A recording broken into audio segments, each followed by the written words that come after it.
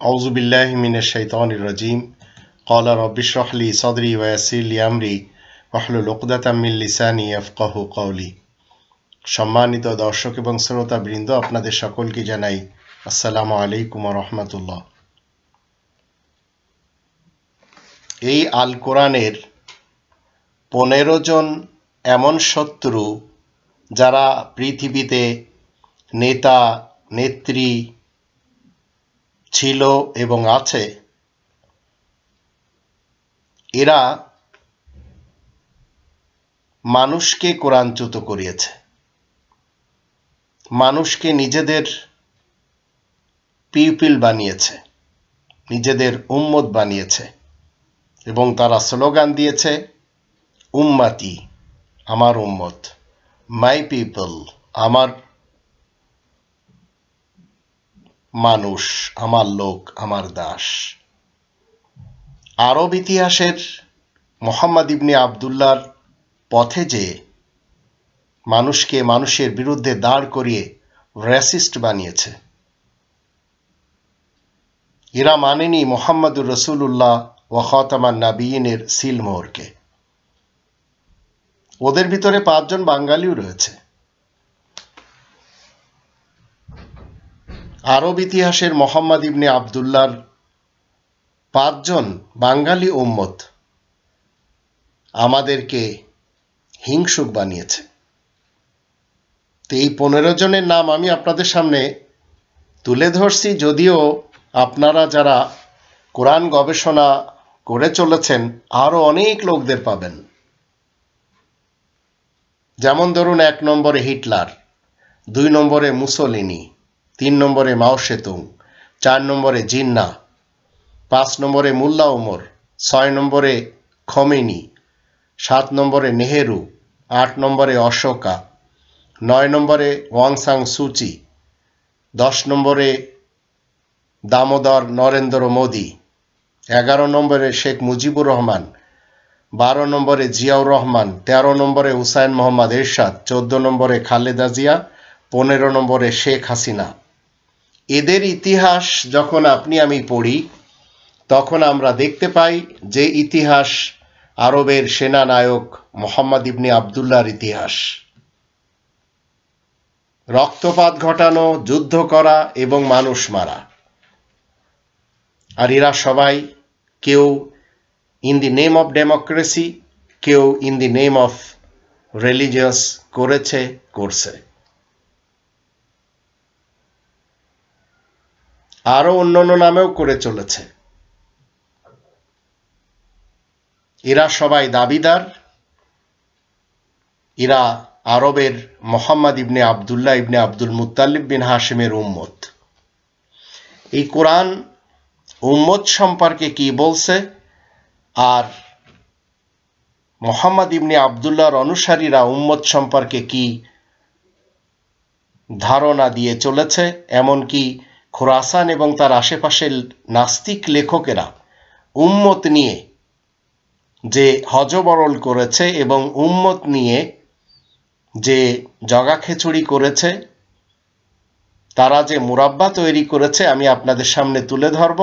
কিন্তু আপনাদের মনে রাখতে হবে, আপনাদের মধ্যে যারা আমার এই লেকচার শুরু থেকে শেষ পর্যন্ত দেখে বুঝতে পারবেন, তারা অবশ্যই কোরআনের দিকে ফেরত আসা সহজ মনে করবেন। অন্যথায় যাদের কাছে কোরআনের জ্ঞান নেই তারা আমাকে তো শুধু নয়, আমার বাবা মা তুলেও গালি দিবেন, তাতে আমার কোনো কিছু যায় আসে না। আমাকে সত্য তুলে ধরতে হবে কোরআনের মাধ্যম দিয়ে। কারণ 25 নম্বর সূরা আল ফুরকানের 1ম আয়াত থেকে 2 নম্বর সূরা আল বাকারার 185 আয়াত থেকে আমরা সত্য এবং মিথ্যার মাঝে যে ক্রাইটেরিয়ানটা পাই, সেটি হচ্ছে আল ফুরকান। এটি হচ্ছে মানদণ্ড। তাই আল্লাহ বলেন তাবারাকাল্লাযী নাযালা আল ফুরকান। এই মানদণ্ড আল্লাহ নাজিল করেছেন। এটি আপনাকে আপনার জীবন চলার পথে সত্য কি মিথ্যা কি বলে দিবে। তো এই ফুরকান যদি আপনার কাছে মানদণ্ড থাকে, তাহলে আপনি অন্তত কখনো মুসলমান শিয়া, মুসলমান সুন্নি, মুসলমান সালাফি এবং অন্যান্য যারা নন মুসলিম রয়েছে তাদের দলে যাবেন না।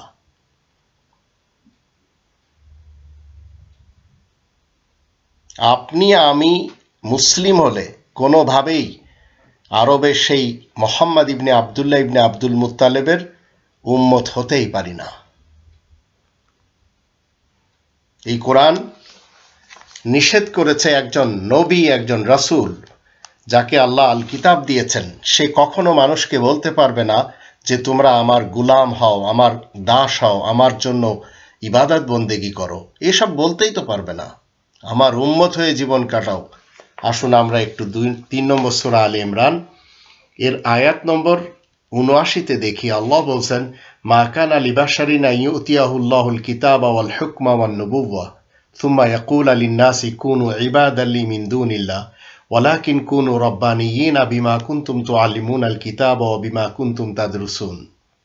কারোর পক্ষে মোটেই উচিত নয় আল্লাহ তাকে বিশেষ কিতাব, বিধান এবং নবুয়ত দান করবেন আর সেই মানব সমাজকে বলবে তোমরা আল্লাহ তাআলার পরিবর্তে আমার সাধক বনে যাও, আমার গুলাম বনে যাও, আমার দাস বনে যাও।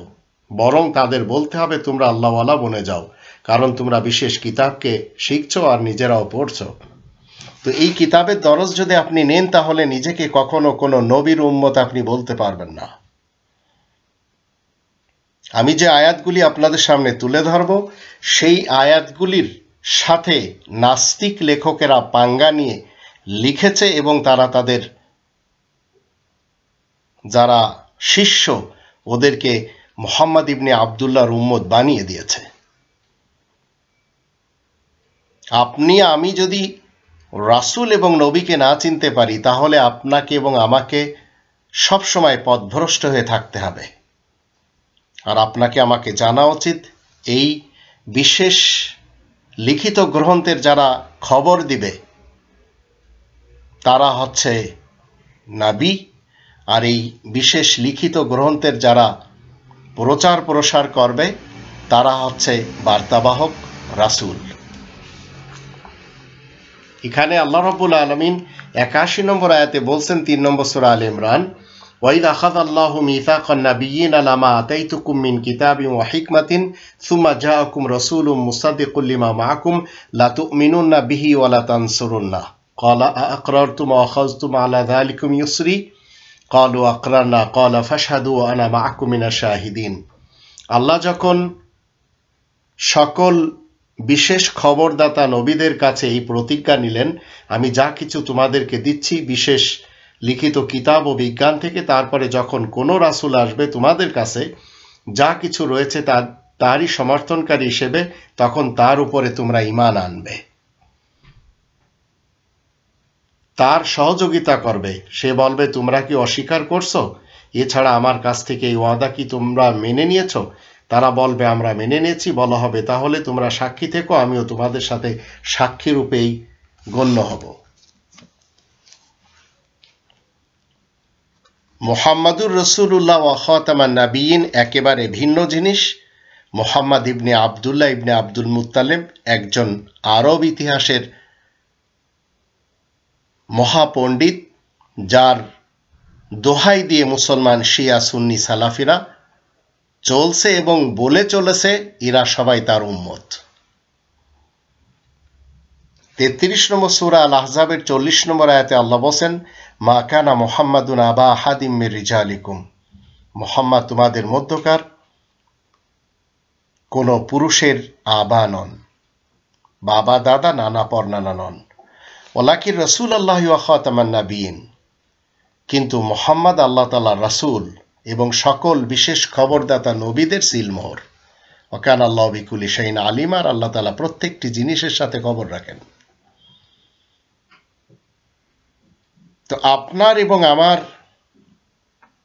জীবন চলার পথে কিছু লোকেরা আপনাকে আমাকে পথভ্রষ্ট করার জন্য মুহাম্মাদুর রাসূলুল্লাহ থেকে মুহাম্মদ ইবনে আবদুল্লাহর দিকে কনভার্ট করবে। তো আপনাকে এই কোরআনের ৪৮ নম্বর সূরা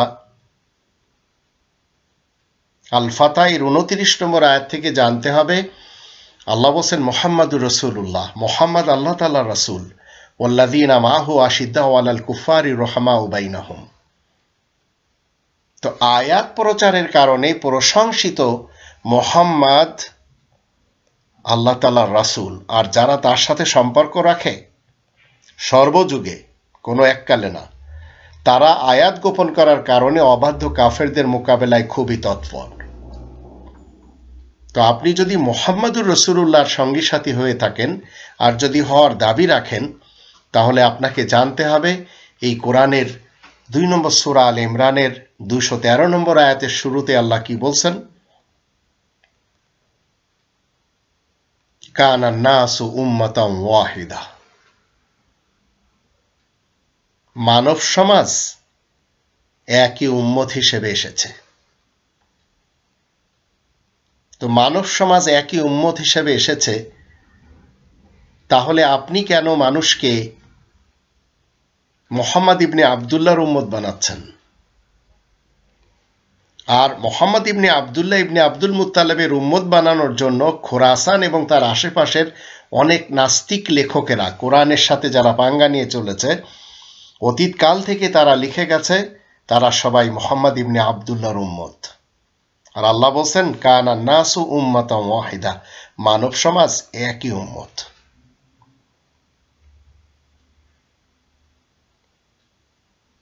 আর এই মানব সমাজকে আল্লাহ সম্মানী করেছেন।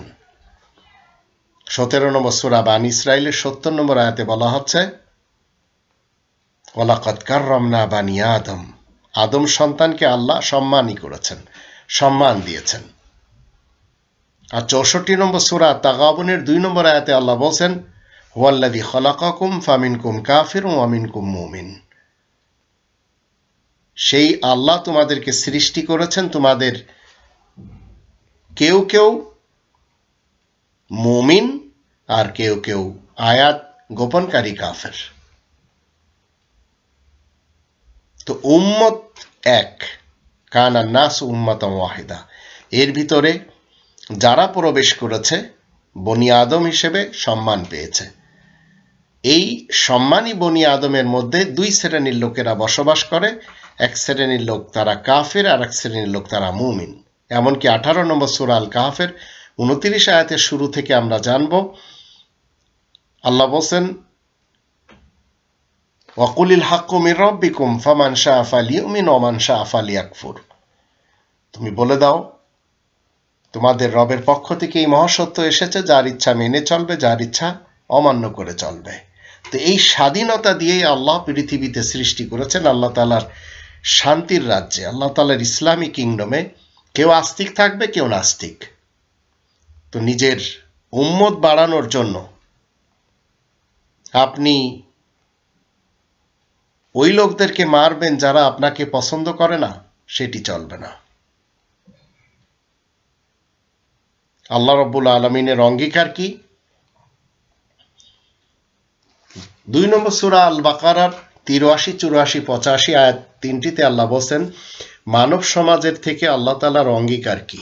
এই যে একটি উম্মত, এই মানব সমাজ থেকে আল্লাহ রাব্বুল আলামিনের অঙ্গীকার হলো ওয়াইযা আখাযনা মিসাকা বানি ইসরাঈল লা তা'বুদুনা ইল্লাল্লাহ ওয়া বিল ওয়ালিদাইনি ইহসানা ওয়া যিল কুরবা ওয়াল ইয়াতামা ওয়াল মাসাকিনি ওয়া কুলু লিন-নাসি হুসনা ওয়া আকিমুস সালাতা ওয়া আতুজ যাকাতা সুম্মা তাওয়াল্লাইতুম ইল্লা কালিলাম মিনকুম ওয়া আনতুম মুরিদুন। আর আমি যখন বানি ইসরাঈলদের কাছ থেকে অঙ্গীকার নিই তোমরা আল্লাহ ব্যতীত অন্য কারোর দাসত্ব করবে না, আর মাতা পিতা, আত্মীয় স্বজন এবং এতিম আর মিসকিনদের সাথে ভালো ব্যবহার করবে এবং সকল মানুষের সাথে নেক কথা বলবে, আর সালাত কায়েম করবে, যাকাত আদায় করবে, তারপর তোমাদের মধ্য থেকে স্বল্প সংখ্যক ছাড়া তোমরা মুখ ফিরে নিচ্ছ আর তোমরাই হচ্ছে অগ্রাহ্যকারী। কানান নাসু উম্মাতান ওয়াহিদা, এই লেকচারের বেজ হচ্ছে মানব সমাজ একই উম্মত হিসেবে এসেছে।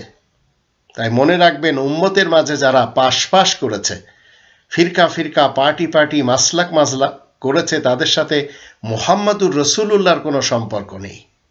আর এটি 6 নম্বর সূরা আল আনআমের 159 আয়াতে বলা হচ্ছে ইন্নাল্লাযীনা ফাররাকু দীনহুম ওয়া কানু শিয়া'আন লাস্তা মিনহুম ফি শাই। তো এই একটি যে উম্মত, এই একটি উম্মতের ব্যাপারে আল্লাহ রাব্বুল আলামিন যে অঙ্গীকার নিয়েছেন, সেই অঙ্গীকারটি কি? সবার সাথে ভালো ব্যবহার করতে হবে।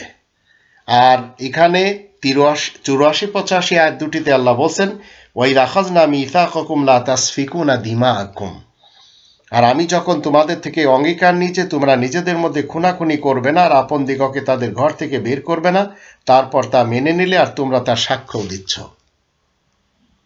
তো আমরা কিন্তু সবাই দেখতে পাচ্ছি আমাদের বাংলাদেশের 5 দশকের বাংলাদেশের শেখ মুজিবুর রহমান, জিয়াউর রহমান, হুসাইন মোহাম্মদ এরশাদ, খালেদা জিয়া, শেখ হাসিনা, এরা সবাই মোহাম্মদ ইবনে আবদুল্লাহর উম্মত, কিন্তু তারা কি করেছে? মানুষ মেরেছে, তারা বিভেদের রাজনীতি করেছে।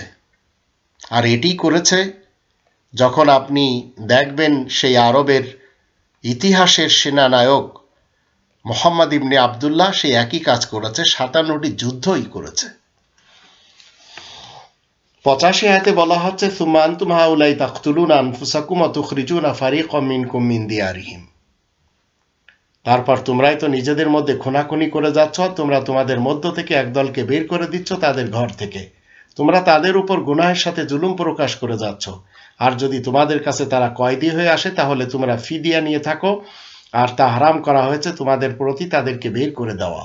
তোমরা কি লিখিত আল কিতাবের কিছু অংশের সাথে ঈমান আনছো আর কিছু অংশের সাথে অবিশ্বাস করে যাচ্ছ? তাহলে তোমাদের মধ্য থেকে যারা এমন করবে তাদের প্রতিফল এছাড়া আর কি বা হতে পারে? দুনিয়ার জীবনে রয়েছে অপমান, আর কিয়ামতের দিন তাদেরকে ফেরানো হবে কঠিন আযাবের দিকে, আর আল্লাহ বেখবর নন যা কিছু তোমরা করে যাচ্ছ। একটু চিন্তা করে দেখুন, এই আয়াতগুলি থেকে আমরা জানলাম আল্লাহ রাব্বুল আলামিন মানব সমাজকে একটি উম্মত হিসেবে পাঠিয়েছেন। এই উম্মতের মাঝে যত সব বিভেদ নীতি সেই মোহাম্মদ ইবনে আবদুল্লাহর উম্মতেরাই করছে, যারা দাবি করে চলেছে তারা মোহাম্মদ ইবনে আবদুল্লাহ ইবনে আব্দুল মুত্তালিবের উম্মত। তো মানব সমাজের মধ্যে সকলকে আল্লাহ ইনক্লুড করে কি করেছেন? অঙ্গীকার নিয়ে এসেছেন যে রক্তপাত করবে না। আর যারা মুমিন সমাজ তাদেরকে আল্লাহ বলছেন 2 নম্বর সূরা আল বাকারার 208 নম্বর আয়াতে, ইয়া আইয়ুহাল্লাযীনা আমানু উদখুলু ফিস সিলমি কাফা ওয়া লা তাত্তাবিউ খুতুওয়াতিশ শাইতান ইন্নাহু লাকুম আদুউম মুবিন। তোমরা যারা ঈমান এনেছো শোনো, তোমরা সবাই শান্তির ছায়াতলে সবাই একত্রিত হও। ওয়ালা তাত্তাবিউ খুতুওয়াতিশ শাইতান, আর শয়তানের পদাঙ্ক অনুসরণ করবে না, নিশ্চয় সেই তোমাদের প্রকাশ্য শত্রু। তো যারা রবের বিধানের বিপরীত চলেছে তাদের বিরুদ্ধে রবের রাসূলের নালিশ কি? মোহাম্মদ ইবনে আবদুল্লাহ ইবনে আব্দুল মুত্তালিবের নালিশ না, কারণ সেই ব্যক্তি তো মানুষকে নিজের উম্মত বানানোর জন্য যুদ্ধ করেছে। তো এই কোরআনের 25 নম্বর সূরা আল ফুরকানের 30 নম্বর আয়াতে বলা হচ্ছে ওয়াকালা রাসূলু ইয়া রাব্বি ইন্না কওমি ইত্তাখাযু হাযাল কুরআনা মাহজুরা। রাসূল আরজ করবে, হে আমার রব, বিনা সন্দেহে এরা আমার কওমের লোক, কিন্তু এই কোরআন ছেড়ে দিয়েছিল। তো কোরআন ছেড়ে এরা কোথায় চলে গেছিল? এরা মোহাম্মদ ইবনে আবদুল্লাহর উম্মত হয়েছিল এবং সেই উম্মত হয়ে 57টি যুদ্ধ বিশ্বাসী ছিল, আর সেই লোকটিও 57টি যুদ্ধ করেছে, যার ভিতরে গজওয়ায়ে উহুদ, খন্দক, আহজাব, বদর এগুলি সব রয়েছে। আর উম্মত বাড়ানোর জন্য 12টি বিবাহ করেছে, 2টো উপপত্নীও রেখেছে। আর এই কথাগুলি যে নেতাদের নাম আমি আপনাদের সামনে তুলে ধরলাম, তারা সবাই নিজেদের উম্মত বাড়ানোর জন্য, নিজেদের দলের লোক বাড়ানোর জন্য কি করেছে? প্রতিপক্ষকে ঘায়েল করেছে এবং বিপরীত দিকের লোকদেরকে মেরেছে, তাছাড়া আর কিছুই তারা করেনি। তা আমি মুসলিম হলে কোনোভাবে কানা নাস উম্মাতাম ওয়াহিদা এখান থেকে সরে যেয়ে উম্মতে মুহাম্মাদি হতে পারবো না। তো শিয়া, সুন্নি এবং সালাফি মুসলমানেরা আরব ইতিহাসের মোহাম্মদ ইবনে আবদুল্লাহকে সর্বশ্রেষ্ঠ নবী এবং তারা নিজেদেরকে তার উম্মত বানিয়েছে, কোরআন কিন্তু বলছে না। বিশেষ কিছু মানুষ এমন রয়েছে যারা মুসলমান হলেও, শিয়া, সুন্নি, সালাফি হলেও সেই মোহাম্মদ ইবনে আবদুল্লাহ তাদের ব্যাপারে কি বলেছে যে এরা আমার উম্মত নয়। যেমন ধরুন, যে ব্যক্তি মুহাম্মদ ইবনে আবদুল্লাহর প্রতি বিমুখ, তার ব্যাপারে বুখারী হাদিসের 4776 নম্বরে বলা হচ্ছে, আনাস থেকে বর্ণিত, মুহাম্মদ ইবনে আবদুল্লাহ বলেছেন, যে ব্যক্তি আমার সুন্নাতের প্রতি বিমুখ সে আমার উম্মতভুক্ত নয়। আবার বলা হচ্ছে, যে বড়দের সম্মান করে না সে আমার উম্মতের মধ্য থেকে নয়, সে আমার উম্মত হতেই পারে না। মাজমাউজ জাওয়াইদ 8 খণ্ডের 14 নম্বর পৃষ্ঠায় বলা হচ্ছে, উবাদা বিনতে সামিত থেকে বর্ণিত, মুহাম্মদ ইবনে আবদুল্লাহ ইরশাদ করেছেন, যে আমার উম্মত সে আমার উম্মতভুক্ত নয়, যে আমাদের বড়দের সম্মান করে না আর ছোটদের স্নেহ করে না, আর মৌলবীদের অধিকার বিষয়ে সচেষ্ট নয়। তো এগুলি সব কোরআনের যে আয়াতগুলি আপনাদের সামনে তুলে ধরলাম সেগুলির বিপক্ষে লেখা। একজন ব্যক্তির উম্মত বানাচ্ছে, আর কোরআন বলছে কানান নাস উম্মাতাম ওয়াহিদা। আবার মাজমাউজ জাওয়ায়েদের 5 নম্বর খণ্ডের 120 নম্বর পৃষ্ঠাতে বলা হচ্ছে, ইমরান ইবনে হুসাইন থেকে বর্ণিত, মুহাম্মদ ইবনে আবদুল্লাহ ইরশাদ করেছেন, যে ব্যক্তি পাখি উড়িয়ে ভাগ্যের ভালো মন্দ যাচাই করলো, অথবা যার ভাগ্যের ভালো মন্দ যাচাই করার জন্য পাখি উড়ানো হলো, অথবা যে ব্যক্তি ভাগ্য গণনা করলো, অথবা যার ভাগ্য গণনা করা হলো, অথবা যে ব্যক্তি জাদু করলো, অথবা যার জন্য জাদু করা হলো, অথবা যে ব্যক্তি কোনো গণকের কাছে এলো, অথবা সে গণক যা বলল তা বিশ্বাস করলো, সে ব্যক্তি মুহাম্মদ ইবনে আবদুল্লাহর উপর যা নাজিল করা হয়েছে তা অস্বীকার করল। আবার বলা হচ্ছে, তিরমিজি হাদিস নম্বর 2638-এ মুহাম্মদ ইবনে আবদুল্লাহ ইরশাদ করেছেন, যে ব্যক্তি অমুসলিমদের সঙ্গে সাদৃশ্য রাখে সে আমার উম্মতের অন্তর্ভুক্ত নয়। তোমরা ইহুদি খ্রিস্টানদের সঙ্গে সাদৃশ্য অবলম্বন করো না, কেননা ইহুদিদের অভিবাদন হলো আঙ্গুল দ্বারা ইশারা করা, আর খ্রিস্টানদের অভিবাদন হলো হাতের তালু দিয়ে ইশারা করা। এগুলি সব কোরআন বিরোধী কথা মুহাম্মদ ইবনে আবদুল্লাহ ইবনে আব্দুল মুত্তালিবের নামে। আবার বলা হচ্ছে, মুসনাদে আহমদের 6580 নম্বর হাদিসে মুহাম্মদ ইবনে আবদুল্লাহ ইবনে আব্দুল মুত্তালিব বিন হাশিম বলেছেন, যেসব নারী পুরুষের সঙ্গে সাদৃশ্য অবলম্বন করে এবং যেসব পুরুষ নারীর সাদৃশ্য অবলম্বন করে তারা আমার উম্মতের অন্তর্ভুক্ত নয়।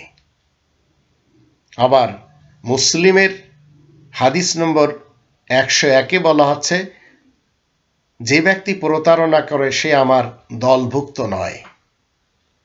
আবার হাদিস নম্বর 102-এ বলা হচ্ছে, যে মুসলমানদের বিরুদ্ধে অস্ত্র তোলে সে আমার উম্মত অন্তত নয়। আবার মৃত্যু শোক প্রকাশে যে নারী বিলাপ করে কাঁদে সে আমার অন্তর্ভুক্ত নয়। আবু দাউদ হাদিস নম্বর 3130। বুখারী হাদিস নম্বর 1297-তে বলা হচ্ছে, যারা মৃত্যু ব্যক্তির জন্য শোক প্রকাশে গালে আঘাত করে, জামার বক্ষ ছিন্ন করে, জাহিলি যুগের মতো চিৎকার করে, তারা আমার উম্মত নয়। আবু দাউদের 2175 হাদিসে বলা হচ্ছে, যে ব্যক্তি কারো স্ত্রীকে তার স্বামীর বিরুদ্ধে অথবা দাসকে তার মনিবের বিরুদ্ধে প্ররোচিত করে সে আমার দলভুক্ত নয়, উম্মত নয়। আবু দাউদ 4340 হাদিসে বলা হচ্ছে, যে ব্যক্তি অন্যের সম্পদ ছিনতাই করে সে আমার দলভুক্ত নয়।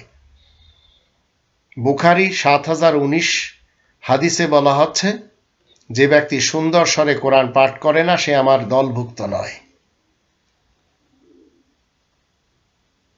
আবার আবু দাউদের 5121 হাদিসে বলা হচ্ছে, যে ব্যক্তি আসাবিয়াতের দিকে ডাকে, জাতীয়তাবাদের দিকে, গোত্রতাবাদের দিকে, সাম্প্রদায়িকতার দিকে, সে আমার উম্মত অন্তত নয়। তো এই উম্মতের যে কথাগুলি সেগুলি সবই আমরা খুঁজে পাচ্ছি কোত্থেকে? কোরআন থেকে না। কোরআন বলছে কানান নাস উম্মাতাম ওয়াহিদা, কিন্তু সেগুলি আমরা পাচ্ছি মোহাম্মদ ইবনে আবদুল্লাহ ইবনে আব্দুল মুত্তালিব বিন হাশিমের নামে যত রিওয়ায়াতের গ্রন্থ রচনা করা হয়েছে তাদের কাছ থেকে। এমনকি তারা উম্মতে মুহাম্মাদের বৈশিষ্ট্য হিসেবে অনেক কথা বলেছে। বিশেষ 10টি বৈশিষ্ট্য আবার লিখেছে। তার ভিতরে বলা হচ্ছে যেই বৈশিষ্ট্য অন্য উম্মতের ছিল না, এটি উম্মতে মুহাম্মাদের জন্য। যেমন যুদ্ধলব্ধ সম্পদের বৈধতা, এটি আগেকার নবীদের উম্মতের ব্যাপারে ছিল না। এটি মোহাম্মদ ইবনে আবদুল্লাহ ইবনে আব্দুল মুত্তালিবের উম্মত যারা, তারা যুদ্ধলব্ধ সম্পদ ভোগ করতে পারবে। আবার বলা হচ্ছে পুরো পৃথিবী নামাজের স্থান হিসেবে স্বীকৃতি দেওয়া হয়েছে। বুখারী 4425 নম্বর হাদিসে বলা হচ্ছে। আর মুসলিমের 1733 নম্বর হাদিসে বলা হচ্ছে বানি ইসরায়েলের সময় কারো গায়ে পেশাবের ছিটা লাগলে তা কাঁচি দিয়ে কেটে ফেলতে হতো, কিন্তু উম্মতে মুহাম্মাদের জন্য এসব বিষয় সহজ করা হয়েছে। এটি বৈশিষ্ট্য তাদের। মুসলিমের 855 হাদিসে বলা হচ্ছে আমরা শেষ উম্মত, তবে কিয়ামতের দিন আমরা সবার অগ্রগামী হব। আবার বলা হচ্ছে মুসলিমের 127 নম্বর হাদিসে মানুষেরা যত অবাস্তব কল্পনা জল্পনা করে সেটি ক্ষমা করে দেওয়া হয়েছে, কারণ তারা আমার উম্মত। ঠিক এইভাবে মুসলিমের 2889 হাদিসে বলা হচ্ছে আমার উম্মতের ব্যাপারে আমি এই প্রতিশ্রুতি দিচ্ছি যে তাদের আমি দুর্ভিক্ষ দিয়ে ধ্বংস করব না। এটি আল্লাহ মোহাম্মদ ইবনে আবদুল্লাহকে বলেছেন। আবার মুসলিমের 1920 নম্বর হাদিসে বলা হচ্ছে ভ্রষ্টতায় সবাই একমত না হওয়া, এটি হচ্ছে উম্মতে মুহাম্মাদের একটি বৈশিষ্ট্য। মুসলিমের হাদিস নম্বর 949 বলা আছে পৃথিবীতে আল্লাহ তাআলার আদালতের রাজসাক্ষী এই উম্মত, পৃথিবীতে রাজসাক্ষী হিসেবে। এমনকি হাদিসে এমনটিও এসেছে, এর কারণ হিসেবে মোহাম্মদ ইবনে আবদুল্লাহ বলেন পৃথিবীতে তোমরা আল্লাহর সাক্ষী। আবার মুসলিমের 522 হাদিসে বলা হচ্ছে আমার উম্মত ফেরেশতাদের সঙ্গে তুলনা করা হয়েছে। আমাদের নামাজের কাতারকে ফেরেশতাদের কাতার তুল্য সাব্যস্ত করা হয়েছে। তো এইভাবে কোরআনের আয়াতগুলি যা আপনাদের সামনে আমি তুলে ধরলাম, সেই আয়াতগুলিকে কভার দেওয়ার জন্য এই রকম শত শত হাদিস তৈরি করা হয়েছে আর বানানো হয়েছে। কানান নাসু উম্মাতান ওয়াহিদা, মানব সমাজ একই উম্মত হিসেবে এসেছে। সেখান থেকে মানুষেরা সবাই বিভিন্ন উম্মতে ভাগ হয়ে গেছে। কেউ উম্মতে সালাফি, কেউ উম্মতে খলাফি, কেউ উম্মতে সুন্নি, কেউ উম্মতে শিয়া, কেউ বড় বড় নেতাদের উম্মত হিসেবে গণ্য হয়েছে। শেখ হাসিনার উম্মত হচ্ছে আওয়ামী লীগ, আর খালেদা জিয়ার উম্মত হচ্ছে বিএনপি। ঠিক হুজুরদেরও এইভাবে চরমোনার উম্মত ভিন্ন, শর্ষিনার উম্মত ভিন্ন। এরা সবাই শিখেছে মোহাম্মদ ইবনে আবদুল্লাহ ইবনে আব্দুল মুত্তালিব বিন হাশিমের কাছ থেকে 1400 বছর পূর্বে। আর কোরআন দুনিয়ার শুরু দিন থেকে বলে দিয়েছে কানান নাসু উম্মাতান ওয়াহিদা, মানব সমাজকে আল্লাহ একই উম্মত হিসেবে প্রেরণ করেছেন। আর এইগুলি কখন থেকে হয়েছে এই আয়াতের ভিতরে আল্লাহ তাআলা বলে দিয়েছেন। আসুন আমরা একটু বিস্তারিত জেনে নিই। 2 নম্বর সূরা 213 নম্বর আয়াতে বলা হচ্ছে কানান নাসু উম্মাতান ওয়াহিদা ফাবাআসাল্লাহু নাবিয়্যিনা মুবাশশিরিনা ওয়া মুনযিরিন ওয়া আনজালা মাআহুমুল কিতাবা বিল হক লিয়াহকুমা বাইনান নাস ফীমা ইখতালাফু ফীহি ওয়া মা ইখতালাফা ফীহি ইল্লা আল্লাযীনা উতুহু মিন বা'দি মা জাআতুমুল বায়্যিনাতু বাগিয়ান বাইনাহুম ফাহাদাল্লাহু আল্লাযীনা আমানু লিমা ইখতালাফু ফীহি মিনাল হাক্কি বিইযনিহি ওয়াল্লাহু ইয়াহদি মান ইয়াশাউ ইলা সিরাতিন মুস্তাকিম। মানব জাতি একই উম্মত হিসেবে এসেছে, পরে তাদের মধ্যে যেসব বিরোধ দেখা দেয় সেসবের ফয়সালার জন্যই আমি সুসংবাদদাতা ও সতর্ককারী হিসেবে সকল নবীদেরকে পাঠিয়েছি এবং তাদের সকলের কাছে লিখিত আল কিতাবও নাজিল করেছি। কিন্তু সুস্পষ্ট দলিল প্রমাণ আসার পরেও মানুষের মধ্যে যারা নিজেদের জন্য জেদকে বেছে নিয়েছে, যারা জেদের উপরে রয়েছে, তারা ব্যতীত আর কেউ এতে বিরোধ ঘটায় না। তারপর ইমানদারগণকে নিজ নির্দেশ বলে সঠিক পথ বলে দেওয়া হয়, আর যা নিয়ে তারা বিরোধে লিপ্ত থাকে সেখান থেকে যে উপযুক্ত আল্লাহ তাকে সঠিক পথে চলার তৌফিক দান করেন। তো এই কোরআনের জ্ঞান যদি আজ আপনারা জানতে পারলেন, যেভাবে আমি আপনাদের সামনে তুলে ধরলাম, মনে রাখবেন আমরা সবাই কানান নাস উম্মাতান ওয়াহিদা, আমরা একটি উম্মত, মানব সমাজকে একটি উম্মত হিসেবে প্রেরণ করা হয়েছে। আর মানব সমাজ বনি আদম হিসেবে এসেছে, তাই ওয়ালাকাদ কাররামনা বানি আদম, প্রত্যেকটি আদম সন্তানকে আল্লাহ সম্মান দিয়েছেন। কেউ কারোর উম্মত হতেই পারে না। কোনো নবীর পক্ষে এটি শোভাই পায় না যে মানুষকে বলবে কুনু ইবাদাল্লি মিন দুনিল্লাহ, আল্লাহ তাআলাকে ছেড়ে আমাদের দাস হয়ে যাও, এই ধরনের কথা বলবে না। ওয়ালাকিন কুনু রব্বানিয়িন। কিন্তু প্রত্যেকটি নবী কি বলে গেছেন? তোমরা সবাই রবওয়ালা হয়ে যাও, সরাসরি আল্লাহওয়ালা হয়ে যাও। তো যখন শেখ মুজিবুর রহমান সাহেব লন্ডনে বসে বলেছেন মাই পিপল, আমার লোক, তো আমরা কোনো মানুষের লোক না। শেখ মুজিবুর রহমানও যে আল্লাহর বান্দা, আপনি এবং আমিও সেই আল্লাহ তাআলার বান্দা। আজ যে সমস্ত নেতারা বলছে যে এরা আমার দলের লোক, ঠিক এইভাবে অতীতে আরবের ইতিহাসের মোহাম্মদ ইবনে আবদুল্লাহ বলেছিল যে এরা সবাই আমার উম্মত। তো মূলত আল্লাহ বলছেন কানান নাস উম্মাতান ওয়াহিদা, মানব সমাজ সবাই একই উম্মত হিসেবে এসেছে। এটি যদি আপনি আমি মনে রাখতে পারি তাহলে অনেক বড় কিছু অ্যাচিভ করে নিতে পারবো। নইলে যদি আপনি কারোর উম্মত হয়ে জীবন কাটান সেটি আপনার ব্যাপার।